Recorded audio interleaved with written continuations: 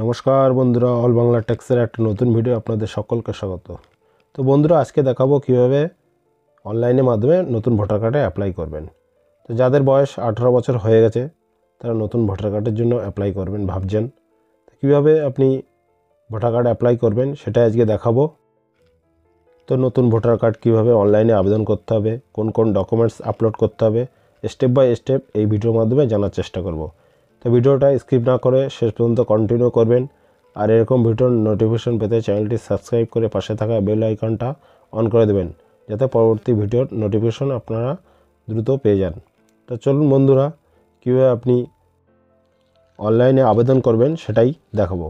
প্রথমে আপনি আপনার মোবাইল, কম্পিউটার বা ল্যাপটপের গুগল ক্রোম ব্রাউজারে সার্চ বারে লিখবেন eci.gov.in লিখে সার্চ করবেন। তো আমি এখানে eci.gov.in লিখে সার্চ করব।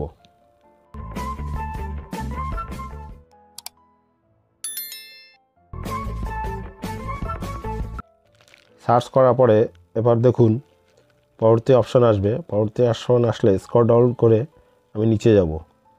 নিচে গিয়ে এবার দেখুন,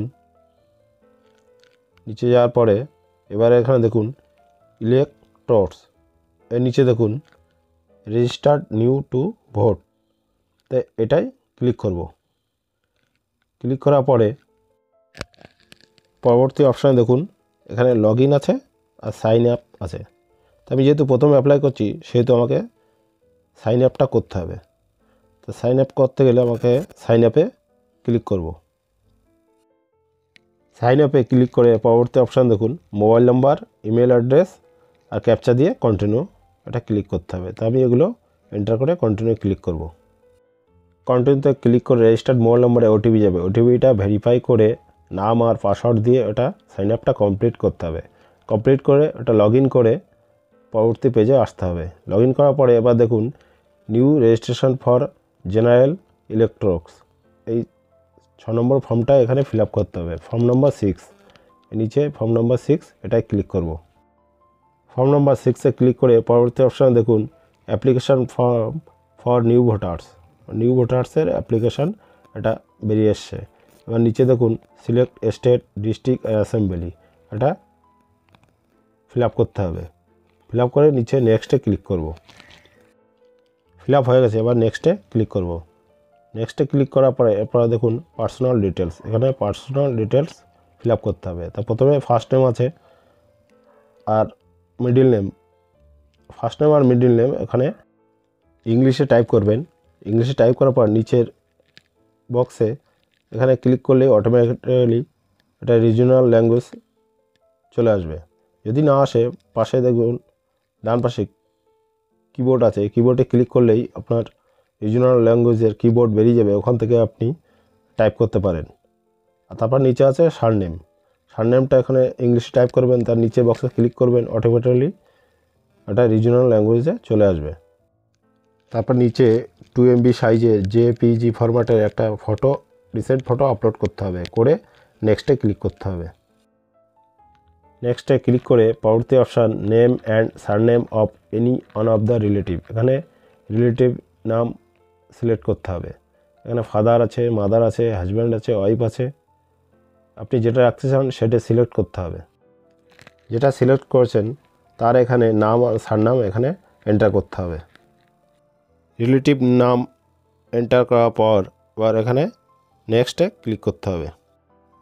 নেক্সটে ক্লিক করার পরে আপনারা দেখুন কন্ট্যাক্ট ডিটেলস, নিচে মোবাইল নাম্বার, এখানে সেলফ আছে, নিজে যদি থাকে তাহলে সেলফে ক্লিক করবেন, আর যদি নিজে না থাকে রিলেটিভে থাকে তাহলে রিলেটিভের এখানে বক্সে টিক দেবেন। তো এখানে আমার যেহেতু নিজের মোবাইল নাম্বার আছে সেহেতু আমি সেলফে এটা ক্লিক করব। ক্লিক করে এখানে মোবাইল নাম্বারটা এন্টার করে সেন্ড ওটিপি এটা ক্লিক করব। সেন্ড ওটিপি ক্লিক করলে যে মোবাইল নাম্বারটা এখানে এন্টার করেছিলাম সেই মোবাইল নাম্বারে একটা ওটিপি যাবে। ওটিপির জায়গায় বসিয়ে একটা ভেরিফাই করতে হবে। ওটিপিটা ভেরিফাই করার পরে এরপর নিচে দেখুন ইমেল আইডি। ইমেল আইডিটা ম্যান্ডেটরি নয়, এটা দিতেও পারেন না দিতে পারেন। তাই ওখানে আমি বলবো আপনারা ইমেল আইডিটা দিয়ে দেবেন। দিয়ে দেওয়ার পরে এবার নিচে নেক্সটে ক্লিক করবেন। তো এখানে আমি ইমেল আইডিটা দেওয়ার পর নেক্সটে ক্লিক করব। নেক্সটে ক্লিক করার পরে পরবর্তী অপশান দেখুন আধার ডিটেলস, তো এখানে আধার ডিটেলসটা এন্টার করতে হবে। তো নিচে দেখুন আধার নম্বর আছে, তার নিচে দেখুন আই অ্যাম নট অ্যাভেলেবেল আধার, মানে যদি আপনার আধার না থাকে তার নিচেরটা ক্লিক করবেন। তো আমার যেহেতু আধার আছে সেহেতু আমি আধার নম্বরটা এটা সিলেক্ট করে নিচে এখানে আধার নম্বরটা এন্টার করব। আধার নম্বরটা এন্টার করে নেক্সটে ক্লিক করব। নেক্সটে ক্লিক করার পরে পরবর্তী অপশান দেখুন জেন্ডার, এখানে জেন্ডার সিলেক্ট করে নেক্সটে ক্লিক করব। এর পরবর্তী অপশান দেখুন date of birth, date of বার্থটা এখানে সিলেক্ট করব। ডেট অফ বার্থ সিলেক্ট করার পরে আবার নিচে দেখুন self attested copy of documents supporting age proof attach, এখানে একটা এজ প্রুফের কপি এখানে অ্যাটাচ করতে হবে। তো এখানে ডকুমেন্টস এটা সিলেক্ট করে নিচে সিলেক্ট ডকুমেন্টসের এখানে দেখুন অনেক ডকুমেন্টস আছে, birth certificate, Aadhaar card, PAN card, driving licence, class 10-12 certificate, আপনার যেটা আছে সেটাই সিলেক্ট করবেন। তো আমি এখানে আধার কার্ডটা সিলেক্ট করব।